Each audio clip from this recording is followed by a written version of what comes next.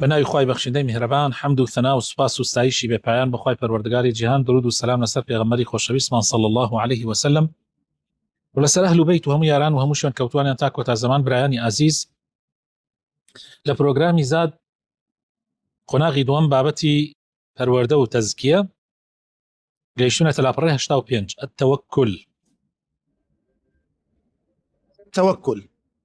التوكل على الله من أعظم أسباب النجاح، وهو أمر يحبه الله ويرضاه، وهو من أعلى مقامات التوحيد، ومن أهم ما ينبغي للعبد أن يتخذه في سيره إلى الله تعالى، كما قال سبحانه وتعالى: إياك نعبد وإياك نستعين. خۆشەویستەکانم، تەوەکل لەسەر خوای پەروەردگار لە گەورەترین هۆکارەکانی سەرکەوتنە و کارێکی زۆر گەورەیە کە خوای پەروەردگار پێی خۆشە و پێی ڕازیە و لە بەرزترین پلەکانی تەوحیدیشە و لە گرنگترین ئەو شتانەیە کە پێویستە لەسەر هەر کەسێ بێ بگاتە خوا بگرێتە بەر.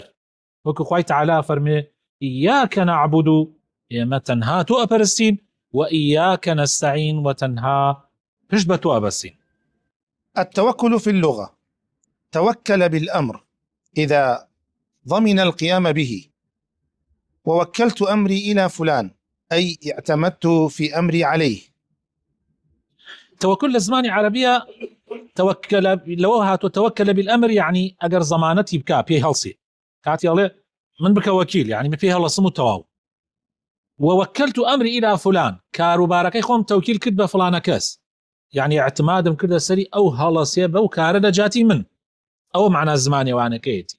وفي الاصطلاح قال الزبيدي رحمه الله: التوكل أي الثقة بما عند الله واليأس مما في أيدي الناس. لا زاراوي زماني عربية زبيدي أفرمي رحمتي خواه لي بفرمي توكل أويا كتوسقت هبي بوي لا إخواه من متمانت هبي بوي هالا إخواه ويأس شبي لوي لدس خلقه، يعني دائما تشاود لا إخواه بيو بأميد بي لوي لا خلقه شو أوي خلق احتمال ودانا بأميد ببلي كناقات بيد بلام أوي لا إخواه لسطا. وقال ابن عثيمين رحمه الله: التوكل هو صدق الاعتماد على الله عز وجل في جلب المنافع ودفع المضار مع فعل الأسباب التي أمر الله بها. ابن عثيمين أفرمي توكل أويا كإنسان براسي اعتماد كاتسر خواي پروردگار لبدسهناني قازانجكانا ولا دور خسنوي زرركانا، يعني پشت بخوا بسم خوا قازانج أجيني وخوا زرر لاعدا، بلام لقل أو شاكر أبي أسباب كان بقري تبر أو زور قرنجة. أم خالك ابن عثيمين فرمي زور قرنجة بيشوتر زبيدي تأكيدي لسر ونكر، بلام ابن عثيمين تأكيدي لسر كرد كأبي إنسان أسبابش بقري تبر. وقد حض الله عباده المؤمنين على التوكل في مواضع عديدة من الكتاب العزيز، كما في قوله تعالى: وعلى الله فتوكلوا إن كنتم مؤمنين، وعلى الله فليتوكل المؤمنون، ومن يتوكل على الله فهو حسبه، فإذا عزمت فتوكل على الله إن الله يحب المتوكلين. وقال سبحانه وتعالى واصفا عباده المؤمنين في معرض الثناء والمدح: إنما المؤمنون الذين إذا ذكر الله وجلت قلوبهم وإذا تليت عليهم آياته زادتهم إيمانا وإذا تليت عليهم آياته زادتهم إيمانا وعلى ربهم يتوكلون. لزور شوێنی قورآنە خوای پەروەردگار بەندە ئیماندارەکانی هان ئەدا لەسەر تەوەکل. بۆ نمونە لە سوورەتی ئەلمائیدە ئاەتی 23 خوای تەعالا فەرمێ: وعلى الله فتوكلوا إن كنتم مؤمنين، يعني پشت بەخوا ببەسن ئەی ئیمانداران ئەگەر ڕاستەکەنەوە ئیماندارن. وعلى الله فليتوكل المؤمنون. لە سوورەتی التەوبە ئاەتی 50 ئەفەرمێ با پشت بەخوا بۆسن، با تەوەکل بەخوا بکەن ئیمانداران، يعني ئەوەی کە ئیماندارە با پشت بەخوا بۆسێ. لسورة طلاق فرمي: ومن يتوكل على الله فهو حسبه، هر کسی توکل به خوای پروردگار ببسه خوای بسه. ولسورة آل عمران أفرمي فإذا عزمت أجر عزمي هرشتي كتكر بريار الدا هرشتي بكي فتوكل على الله فشت بخوا بوسا براسي خوا أهلي توكلي خوشبه إن الله يحب المتوكلين. وخواي تعالى وصفي عبد إيمان داركان يكا لباسي لمدح الثنايا نكابا ويكا أفرمي إنما المؤمنون الذين براسي إيمان داران كين يعني براسي إيمان إنما يعني براسي حصرك براسي إيمان داران كين أوانا إذا ذكر الله وجلت قلوبهم أوانا كأجر ذكري خواكرا ضليان ديتا لرزين أجر باس خواكريا ضليان وجلك رأت شلكي الرزي وإذا تليت عليهم آياته أجر آيات كان إخوان بسرها بخيوني توا زادتهم إيمانا إيمان يعني في زيادك وعلى ربهم يتوكلون وأوانشن ك دائما بشت بخواي پروردگار بس. منزلة التوكل في الدين. قال ابن القيم رحمه الله التوكل نصف الدين والنصف الثاني الإنابة فإن الدين استعانة وعبادة فالتوكل هو الاستعانة والإنابة هي العبادة. ابن القيم درباري منزلتي توكل الدين أفرمي توكل نيوي دينه نيوي كيترشي عبادته يعني أفرمي إن الدين استعانة وعبادة إياك نعبد وإياك نستعين. استعانة يعني توكل إنابش يعني دعاء يعني عبادة عفوا. كوابو شيا فهو أحد مباني التوحيد الألوهية كما يدل على ذلك قوله تعالى إياك نعبد وإياك نستعين. يعني توكل برينا يمن توحيد سيجور وباسمان كرت كاتي خوي يك لا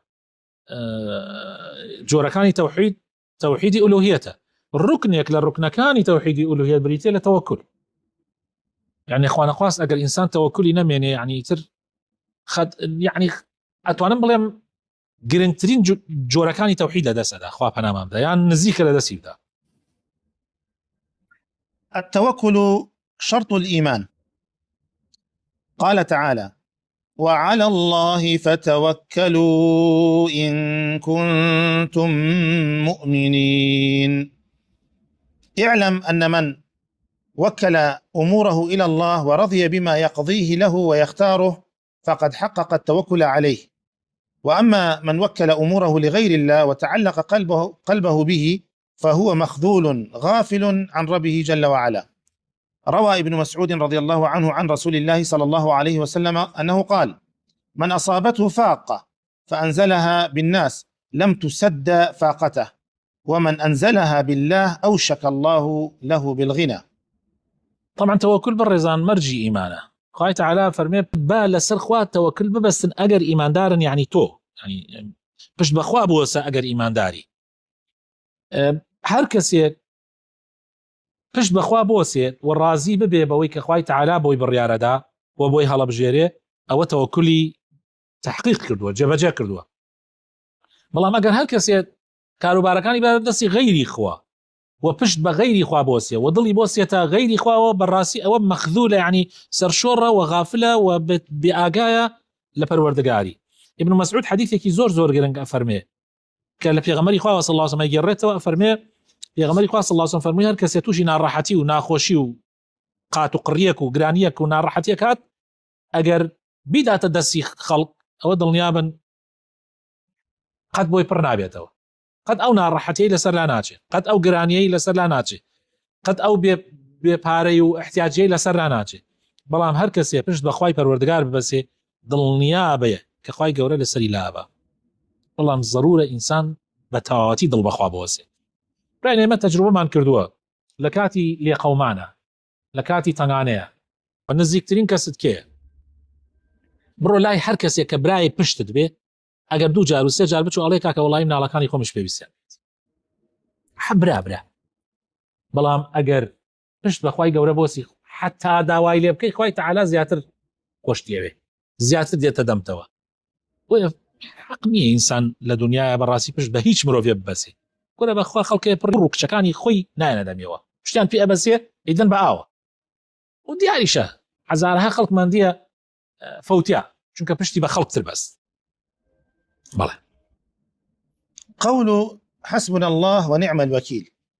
عن ابن عباس رضي الله عنهما قال: حسبنا الله ونعم الوكيل قالها إبراهيم عليه السلام حين ألقي في النار، وقالها محمد صلى الله عليه وسلم حين قالوا: إن الناس قد جمعوا لكم فاخشوهم، فزادهم إيمانا وقالوا: حسبنا الله ونعم الوكيل. وتدي حسبنا الله ونعم الوكيل طبعا من زور قرنقة أم ذكره. حسبنا الله يعني إخوان من بس، ونعم الوكيل يعني باشترين كسك كما بشتي بس معناه كي أوي يعني.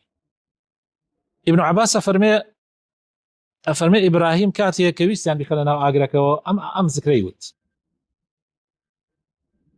بيري لك كانوا راشتي أصلا إبراهيم كاتي ويسان خلنا أجرك شن روج أوان داريان كوا كردوا أم همو طاغوت وظالمك وبونا وخسيانا ناو من جنيقك. طبعا أنا تواني فريدا ناو أجرك أو دا أجرك بتين بو لما سافيك يزور دورة وبمن جنيق وأنا داونا أجرك على وكاتا إبراهيم متي حسبنا الله ونعم الوكيل. قاي تعالى رزقالك كاتي عليه محمد عليه السلام عليه الصلاة والسلام وتي كاتيك لتشي كاتيك أوتي كاتيك ك10,000 عرب بقريش وبغير قريش وكوبون محاصرين مدينة عندنا دابو بالريال يعني دابو ريشكيشي مسلمان كان هيج مجالك نما بولنا وبردن والله هيج أي سبيري لبكروا هيج اشتيك نبو مسلمانان يعني بناي بيبن جقل أخوي بردقار حتى يعني أوجو لكاني كوعدوا بيمانا لقالك أبستبو كخيانتنا كان لبشتو خيانتي يعني زور زحمة لو كانت تبلي حسبنا الله ونعم الوكيل. إيمان توابك أخوة رزقارتك ونروخي وتسليم نبي زور قرنقة بالرزان. أهمية الأخذ بالأسباب. أهمية الأخذ بالأسباب. علم الله عز وجل عباده الأخذ بالأسباب فقال: هو الذي جعل لكم الأرض ذلولا فامشوا في مناكبها وكلوا من رزقه وإليه النشور. خوي تعالى فيرما كان لقل أو توكلا أبي أسباب شور بقرين. هو الذي جعل لكم الأرض ذلولا بايبر وردقار أو خوايا كالزبيب وتان زليل كردوها فامشوا في مناكبها بخوتان بقرنت يعني رزق الروزي كوب كنوا وكلوا من رزقه وإليه النشور كوابو أسباب ضرورة يعني أبيك وكي بوبكي فش بخوابي بس بلام أسبابي شبر بقرة بلى. وكذلك رسول الله صلى الله عليه وسلم. فعن أنس بن مالك رضي الله عنه قال رجل: يا رسول الله، أعقلها وأتوكل أو أطلقها وأتوكل؟ قال: اعقلها وتوكل. كابلا كاتا الجورة وبلاي في غماري صلى الله عليه وسلم حشتركي نبست بوه فرمو أي في غماري خواه برم بي بس موو پشت بوه سنبخواه يا هر بر الله كمو پشت بوه سنبخواه فرموی برو بی بس وو پشت بوه سنبخواه. إنسان أبي كاتيك پشت بسيت أخواه أسبابي شور بقري معناه أول نية كتو أسباب ورنقري. وأما من ترك الأسباب واحتج بالتوكل فهو من المتواكلين. والتواكل قول رديء وقدح في العقل وهو عمل البطالين. تركذني أسباب بلي والله من توكل بخوا بستوى أو توكلني تواكله. آخر فرق بين توكل وتواكل هي كي أزاني فرق كيتشي توكل أويك فش بخوا بس أسباب ورقري تواكل أويك يا الله خوايك بخوت فش تدي تو خوا كريمة هيش أسباب ناقري تبر أو بيوتري تواكل أو تواكل نقبتية أو طملكان أيك الله إلا زماني هارون رشيد كمالك يعني خوا كريمة يترى ونوتي عن خوا كريمة نايو عندك بتنبل خوي تنبل لوهات وتنابلة الرشيد. هارون رشيد إني كبيان كرد شو إني كبيان دانا أبو تمل خانة تنبل خانة ألو هاتو أمي خومانيش الله الرجل كان يتر هاتن تشباني أنا قوي هارون الرشيد وتيان هارون الرشيد أمانة أجر أوابيه تمل زور به أم تمل خانة أنا أجر هين بيدو هاي زور أبنو شعر ناكرين با حلق بيان ترسين بري ئەیوتی چی بکەین وتی کاکە بابیان دەین لەبەر بۆ بیان خێن بڵێ ئەتانوێت ئەناخێن ئاوی دژلەوە وەڵا عەرەبانیان ئاورد و کشتیان خسەبانی وتیان بۆ کوێمانەوە وتیان بۆ ئاوی دژلە وتی ئەمان خێنە ناو ئاوەکە وتیان عەرە وڵاتان خێنەوە هیچی باش ئەڵێ لەناو بەناو بازاڕە تەبعاً تێپەڕبووم لەناو بەغایە ئەڵێ بڕێک خەڵک بە زەیان پیان هاتووە وتیان کوورە برا نعکرێ و گوناحن و ئەمانە گوناحن و ئەڵێ هاتم وتیان کاکە بەردەمینەکان گوتیان کاکە بڕێک نانمان هەیە نانە ڕق و بڕێک شتمانەیە خواردنمان ئیدەن پیان تا ماوەیەک هەمەیان بنەمانە خۆیان بژێنن ئەڵێ یەکێکیان لە تەمەڵەکان یەکیان وتی نانەکە خۆتان ئەیکەنە ئاوایکەنە دەمانەوە یاگەری خۆمان بڕۆین بکەینە ئاوا و بکەین یعنی وەڵا خۆتان ئەبێ بڕن دەوتی بڕانە بۆ شت باشترە یعنی زمانی گەرمیانی زمانی ئێریشاڵێ لێ خوڕە بۆ شت یعنی بمانوە بۆ شت باشترە لەوەی کە جات تەمبەڵ ئەو کەسەیە کە تەواکولەکە هیچ ئەسبابی وەرناگرێ ئەڵێ پشت بەخوا بەڵام ئینسانی ئیماندار متواكل نییە. ولما سئل الإمام أحمد رحمه الله عن هؤلاء الذين يزعمون أنهم متوكلة ويقولون نقعد وأرزاقنا على الله عز وجل فقال رحمه الله هذا قول رديء أليس الله قد قال يا أيها الذين آمنوا إذا نودي للصلاة من يوم الجمعة فاسعوا إلى ذكر الله وذروا البيع ذلكم خير لكم إن كنتم تعلمون فإذا قضيت الصلاة فانتشروا في الأرض وابتغوا من فضل الله واذكروا الله كثيرا لعلكم تفلحون. الله باسیان بۆ ئیمامی ئەحمەد کردوتیان وڵا کۆمەڵە خەڵکێکەی ئەڵێ ئێمە ئیش ناکەین و پشتمان بەخوا بەستۆ خوا خۆی ڕزقمانەدا. ئەڵێ ئیمام ئەحمەد زۆر تووڕە بوو فەرمووی ئەم قسە ناڕێکە چییە؟ ئەم قسە نابەجێ چییە؟ ئەی فەرمووی ئەوە نییە خوای تەعالا ئەفەرمێ ئەی ئەو کەسانی باوەڕتان هێناوە ئەگەر بانگ کریان بۆ نوێژی جمعە واز لە کار و کاسبی بێن و بڕۆنە دەمی جمعەکەتانەوە ئەمە چاکترە بۆتان ئەگەر ئێوە بزانن ئەگەر نوێژەکە تەواو بوو بڵاوێ بکەن لەسەر زەویا و بگەڕن بە دوای فەزلی خوایە یعنی بڕۆن خەریک ئیش بن خەریک کاسبی بن و ذکری خوا دائیمەن با لەسەر زمانتان بێ لەگەڵ کاسبیەکەتانە خوا لەبیر مەکەن لعلكم تفلحون بۆ ئەوەی سەرفراز بن کەوا بوو لە پێش جمعەیە تۆ ئەبێ ئیش بکەی لە کات جمعەیە ئیش حرامە تا جمعەکە تەواوێت دوای جمعەکە ئەمە ڕووی بە کاسبی يعني نابێت تۆ بێژی وەڵا کاکە کاسبی ناکە بەڵێ. وليس المقصود أن يرهق الإنسان نفسه في اتخاذ الأسباب ويكلفها ما لا تطيق بل يكفي اليسير غير المرهق ومع العزيمة والتوكل يحصل كل شيء. ئەڵێ وەرگرتنی ئەسباب معنە ئەوە نییە کە تۆ خۆت بفەوتێنی چییە وەڵام ئەسباب ئەگرمە بەر بۆ ڕزق بەقەدەر توانە ئەوەندەی کە خوای پەروەردگار ئینی کردو هەوڵ بدە و پشت بەخوای گەورە بۆ ئینشاءالله خوای گەورە ڕەحمەکە. وإذا عدم الإنسان كل سبب ممكن فلا ينسى أعظم الأسباب وأقواها ألا وهو دعاء الله عز وجل والاستغاثة به. ئەگەر قەدەر وا ڕێک کەوت تۆ هەرچی ئەسبابت گردە بەر بۆ ڕزق ڕێک نەکەوت نەما ئەڵێ گەورەترین ئەسبابەکان لەبیر مەکە ئەویش دوعایە و پەناگرتنە بەخوای تەعالا و هاوارکردنە بۆ لای خوا هاواری خۆت بۆ لای خوا ببە یا ڕەبی خوای ڕەحمان پێ بکەی یا ڕەبی خوای لەگەڵ ئەهلی تەوەکولە حەشرمان بکەی یا ڕەبی خوایە بۆ خاتر ناوە جوانەکانی خۆت دڵمان بە خۆتەوە ببەسی دڵمان بە مرۆڤەکانەوە نەبەسی آمين آمين سبحان ربك رب العزة عما يصفون والسلام على المرسلين والحمد لله رب العالمين.